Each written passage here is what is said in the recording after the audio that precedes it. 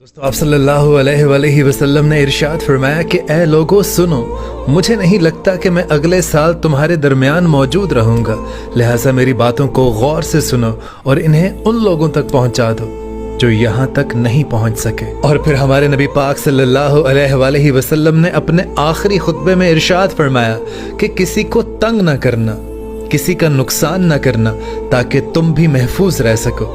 और फिर आपने इरशाद फरमाया कि याद रखो, तुम्हें अल्लाह से मिलना है और अल्लाह तुमसे तुम्हारे आमाल के बारे में सवाल करेगा।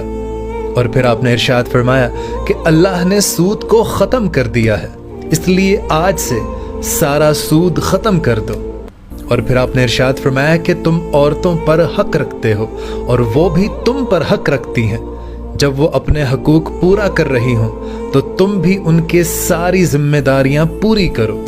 और औरत के बारे में नरमी का रवैया इख्तियार करो, क्योंकि वो तुम्हारी शरीक हयात हैं और बेलौस खिदमत गुजार हैं। और फिर आपने इरशाद फरमाया कि कभी भी जिनाह के करीब भी मत जाना। और फिर आपने इरशाद फरमाया कि लोगों, मेरी बात को गौर से सुनो, सिर्फ अल्लाह की इबादत करो, 5 फर्ज नमाजें पूरी करो, रमज़ान के रोज़े रखो, ज़कात अदा करते रहना, और अगर इस्तिताअत हो तो हज करना।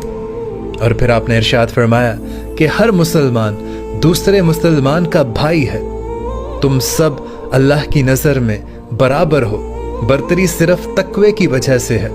और याद रखो, तुम सबको एक दिन अल्लाह के सामने अपने अमाल का जवाब देने के लिए हाजिर होना है, लिहाजा खबरदार रहो, मेरे बाद गुमराह ना हो जाना।